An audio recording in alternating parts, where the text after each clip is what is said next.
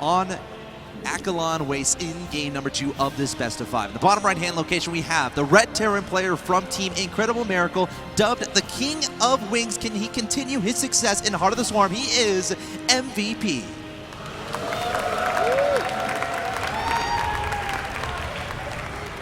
And his opponent in the top left-hand location, the underdog of this matchup. He is the blue Protoss player, down 1-0. He is Feast.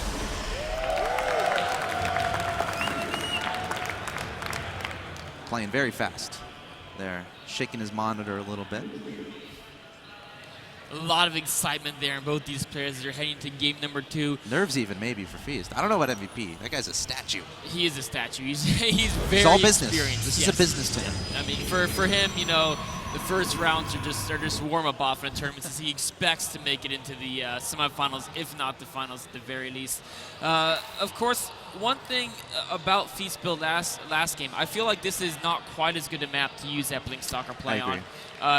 While there are multiple ways you can blink into the main, moving between those ways, you have to use one blink cooldown just to get from their natural to their third, and then from their third you can blink up in the back to main. Then if you want to strike in the front, you have to blink out to the third, then go up, then blink up to the natural, then go attack the main. So a Terran has a lot of time to reposition their forces if you try to move around and hit from multiple angles. And of course, if you're comparing that to game number 1, Star Station, you got a massive main base. You got a little peninsula that kind of extends to the right-hand side we saw there, you know, from MVP's base that Feast was able to take advantage of, blinking over there, making sure MVP was on top of his building place, and of course he was, as Day9 said earlier, placing those 2 barracks behind, essentially behind his mineral line to stay protected from those Blink Stalkers. But, you know, I agree. This map, I don't think it would be as good of a build, but who knows, maybe Feast can make something happen. Maybe he can impress us by going for a similar type of build. Of course, there are other things you can do in the early game as a Protoss that can kind of scare a Terran, like a proxy Stargate with some Oracle fun stuff. Can be a good strategy as well. Should be very interesting, but we see MVP very confident going for that gasless fast expand. Exactly, and that's a big difference. I mean, we talk about how the map may be a little bit weaker for the Blink Stalker build, but the build MVP is choosing, he's going to have a later Widow Mines, later Siege Tank, a later reactor on the barracks to really crank out that Marine production, and his command center is on the low ground, which gives him a lot more points of attack that Feast can try to use if he does choose that same Blink Stalker build.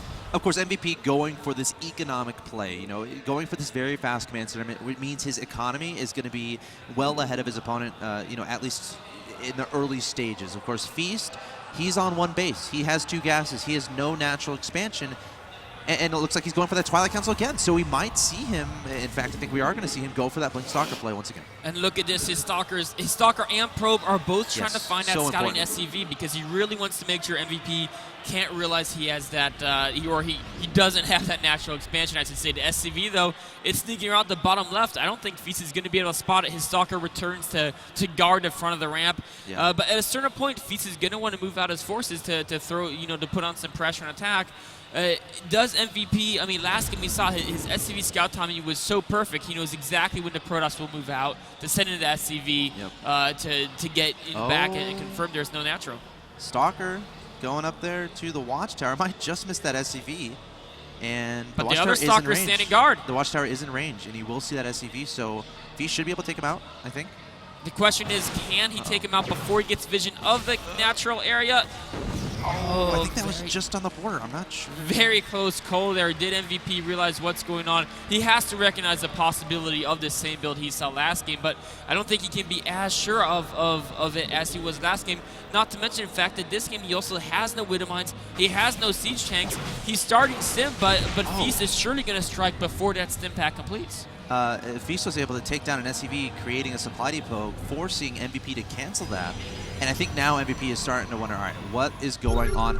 Versus last game, he only has 3 barracks here. He doesn't have that factory. So he's not going to have Widow Mines. He's not going to have Siege Tanks. Oh, did he scan? He just scanned Feast's entire main. He sees 4th gateway under construction. He sees Blink being chrono boosted. He knows exactly what's going on. He's going to abandon the low ground, try to hold the main, but he has no bunker up. And without a bunker, that means he's going to lose some Marines to these Stalkers, as Feast has a very good Stalker. Blink is not yet done. Feast has to be very careful with his micro. Does not want to lose any Stalker. Every Stalker is so important in a push like this. Feast reinforcing 3 Stalkers at a time, trying to take down these buildings on the high ground. And Feast actually doing a decent amount of damage here to his opponent's units, to his opponent's structures. And MVP making a bunker in his, oh yeah, just behind that barracks. Once that finished, going to load that up, but Feast is still going to try to get as much damage done as possible as he can. He is. He's already done a lot of damage, killing 2 depots now, and many Marines have already fallen as well. But you can see now he's going to blink to the third to try to look for a blink into the main. Can MVP realize that because there's no pressure at the front anymore, this is a possibility? He's got all his units at the front. Now he realizes it may be coming. He's preemptively pulling some SCVs and some units back there, but the blink comes in. The Stalkers are here. There goes the Time Warp onto the units. Feast is going to try to take advantage, sending the Stalkers forward. Needs to blink the weakened ones back, but you have to be careful because you got to blink off the cliff, because if you blink back and not off the cliff, then your Stalkers are kind of going to be forfeit. But Feast, very decent micro so far, but MVP with so many units on the field. Feast, though, he's up 50 to 36 in supply, adding on more and more Stalkers. Still has to be careful with those Marauders in play. It's so dangerous. You know, Stalker versus Marauder, your Stalker will just melt away, so Feast still has to be very careful with how he approaches this. He does. MVP pulling a few more SCVs to help buffer for his army. Stim pack is now complete, so if Feast blinks up again, the Stim Marine and Marauder might do too much damage to that Stalker ball. Feast is debating, is he going to go for that blink? He does. Does MVP realize MVP's got to engage before the blink cooldown completes? He doesn't see him. He doesn't engage. Now he does, but Blink is back up and Feast can use his micro. Oh, Stalker's coming forward. Mothership Core doing some damage from above. The Stim is there from MVP with the Marines and Marauders. Feast going to blink out of there as fast as possible. Keep in mind, though, there are no medevacs here, so MVP is on a timer as far as Stims are concerned. He can't just Stim all day long because then he's just going to essentially kill his own units. The Starport is about halfway done, though, so we'll definitely keep an eye on that. But Feast up 48 to 34 in supply. He has done a significant amount of damage to the economy and MVP, bringing him down to 16 Harvesters. But keep in mind, MVP has two orbital commands, so is able to make 2 mules at a time, which could prove the difference as far as that economy is concerned. 2 Marauders in the bunker, laying some fire. Stalkers blinking back, realizing that they can't really get up that ramp very effectively, only coming up 2 by 2. Is he going to try to blink and demand again? Is he going to expand behind us? Looks like he wants to just, he's going for the bunker. He's charging through, trying to target down the bunker. There's only 1 SCV here repairing here from MVP, but Feast is going to be forced to back away. A medevac, the first medevac is in production, and once that gets out, MVP can be a little bit more comfortable stimming his units. And again, Feast's timing window, it's getting shorter and shorter. He needs to make something happen here. He does. I mean, I think at this point it's almost too late to try to expand behind it. The probes goes down, though. He's going to go for it anyway. Maybe if he can contain MVP for a very long time, he can make something happen. The question is, once MVP gets a decent medevac count, what can the Blink Stalkers do against that heal power that the Terran has? In the last game, we talked about that tech switch decision into the Forge at the 11-minute mark. We're already past the 11-minute mark, and Feast not adding on any additional tech facilities just yet. I think the probe might be thinking about doing that because, again, why else would you expand if you're not going to proceed that tech? Because ultimately, you're going to have to face some sort of push from, you know, a stimmed, medevac-ridden Terran opponent. So Feast has to be very careful how he continues with this game, but I agree. What's going to be important here is containing his opponent as much as possible, even bringing a sentry down here so he can possibly force field that ramp. He does not want to let this orbital command go down to the natural. He definitely doesn't. One of the advantages he has over the build that we saw in Wings of Liberty is that Mothership Core gives high ground vision, so he has a little bit of a heads up. MVP is trying to break out, but the force field is good, and several units fall there to Feast's Blink Stalkers. Great awareness there from Feast, keeping an eye on the bottom of that ramp. Do not want to let your opponent stim out of there and take you off guard. Feast able to delay that orbital command more and more, and this is exactly what he wants to do. Again, he's getting that Nexus down back home. He's continuing with his pro production. He has more Harvesters than his opponent right now, 28 to 26, and MVP is restricted to 1 mineral line. That's actually getting decently low, you know, relative to, you know, obviously that natural expansion relative to the, you know, full amount of minerals. So, you know, Feast, he just has to keep continuing this. But once MVP gets enough medevacs on the field, he can start doing this. Sending a drop across the map could be a great tool. But look at that. Oh. The probe spots it. That's a great win for Feast. He is going to lose this pylon, or maybe not actually, just the probe. The medevac's going to continue around. Now Feast is stuck with a tough choice. What does he leave to try to contain MVP, and what does he send back home? The more units he takes away from this contain, the greater risk this containing force has of being absolutely eliminated when MVP tries to make it break down. Once MVP gets enough medevacs, he can even just lift his units down and take out Feast force. Yeah, again, very, very tense situation. Feast needs to be very careful. He needs to keep an eye on the bottom of this ramp as well as an eye on his opponent's drop play. That drop now heading for his opponent's natural expansion. MVP might take advantage of the fact that Feast might be distracted by trying to sprint down the ramp as the medevac is going forward. But the Stalkers are there, blinking forward, trying to catch the medevac. The Marauders and Marines being dropped. Feast with great micro here so far, and MVP's drop is not going to work. It is, and 1 Marauder, 1 Marine get left behind. They're taken out. MVP, though, is probably happy that he cleared a lot of units out. He tries to make a break. Feast force field is again good. And and MVP is stuck in his base for another few minutes here. Gosh, MVP trying to drop some units slowly but surely on the low ground, dropping those Marauders. The Medivacs getting it targeted down by the Stalkers. They have the time warp onto that ramp, and now Feast is like, all right, MVP, I'll back away, and MVP will finally be able to break out and take that natural expansion. A very dangerous game to keep your units at the front as Medivac count grows, because of course MVP can just pick his whole army up and try to drop it on top of you once he has enough Medivacs. Feast's going to retreat, but Feast did slow down that natural expansion for quite a long time from MVP. On the other hand though, MVP of course was dropping double mules and double producing SCVs for quite a long time, while Feast's first Nexus was delayed by a lot because of that aggression he put on. You know, Feast is definitely in a better position than last game. If we remember, you know, MVP was able to secure that natural expansion very quickly. Feast delaying it until about the 14-minute mark of the game, which means Feast's charge is going to be done. He's going to have about 8 gateways on the field, able to make those units. So, you know, this push is coming forward that seems very similar to last game, but I feel like Feast has the ability to make you know, a bunch more zealots than he did last game. He also has the photon overcharge ability as well to place on that natural expansion Nexus if he chooses to do so. MVP is also much more Marauder heavy this time because he opened with the Marauders to defend instead of the Siege Tanks.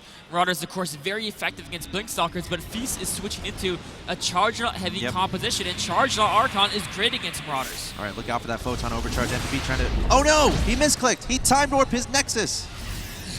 Putting a little bit of a green bubble around there, perhaps. That's actually a pretty big deal. It is. It's going to make the next engagement, he's going to have a lot less energy on that Mothership core. Of course, he still was able to put that photon overcharge, force MVP back, and what he wants right now is time. Time to get that +2 armor upgrade going. He's going to get it. MVP is retreating back home. I mean, I feel like if MVP was aware of that misclick and knew the Mothership core didn't have a lot of energy, there might have been something he could do there to potentially be aggressive towards that natural expansion, but ultimately just going to retreat back. He doesn't want to take that risk, and Feast immediately taking a third base, but he hasn't started...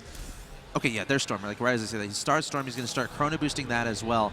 And again, there's a bit of a timer here where MVP, if he can engage before Storm, especially this third base, I think that would be a very strong timing for him. But if Storm gets finished and there are plenty of High Templars on the field, which looks like Feast is definitely building those up, you know, Feast is going to have the momentum in this game because we're going to be looking out for that Ghost Academy from MVP. As soon as he scouts out his opponent's progression into the High Templar tech, into the Storm upgrade, he's going to be wanting to look to put down that Ghost Academy. He is. Of course, MVP is also coming into this with an upgrade disadvantage because of the faster forge by Feast.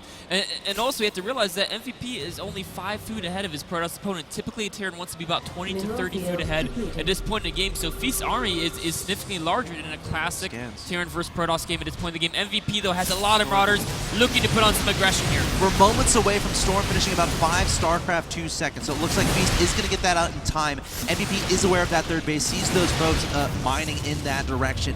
Now that Feast has Storm, he's comfortable pushing out. He's going to be looking for some huge storms here onto MVP's main army. MVP is going to be on the retreat, not feeling comfortable enough to engage this army. Might try to spread out the congregate, but there's the Blink Ward from the Stalker trying to take down the Medivacs, the High Templars a little bit in the back. There's the Time Warp onto the Marines and Marauders. MVP trying to get out of there, but the High Templars lurking in the back. They're lurking in the back, but MVP's smart enough to stay away from those High Templars, staying in range and picking the Zealots, but of course the High Templar are slower. As Feast pursues MVP, he has to slow his pursuit or the Templar get left too far behind. MVP very intelligently trying to buy enough time to get these Ghosts out on the field. Yeah, Ghost Academy is down. Mobius Reactor on the way. Of course, that enables those Ghosts to come out of the barracks with enough energy to throw down that EMP. There goes the Mothership Core coming forward, being annoying towards that Marauder. High Templars posturing themselves, trying to look for those money storms. MVP, though, he's well aware of what's going on. He's going to make sure to stay well away from those High Templars. Peeling away some Marines and Marauders, taking down one of them. More High Templars there in their back. There's also sentries that could potentially force field off MVP's army if MVP gets too close. There go the sentries. They're the force fields trying to section down the units. The High Templars coming forward, trying to get those storms, but great splitting here from MVP. Treating this remarkably so far. He's going to back up to his natural expansion. He has that third base on the ground. And this is starting to get dangerous here from Feast because Ghosts are just now popping out, and MVP has that defender's advantage. But Feast is going to go for a charging of the ramp. Where are the Ghosts? The Ghosts are there. There's a storm onto the Marines and Marauders. Another storm going onto more Marauders. More and more storms here from Feast trying to shred away MVP, and it's working. He's up 128 to 107 in supply. Feast charging into his opponent's natural expansion. The SCVs are being pulled, but does Feast have too much? There's so many Archons there tearing up all the SCVs. Plenty of charge dust. The upgrade advantage is showing here. as Feast is massacring MVP's forces. The natural, there's no units left from MVP there. Feast has 3 Argons here. MVP has no response, and there's the GG from Feast.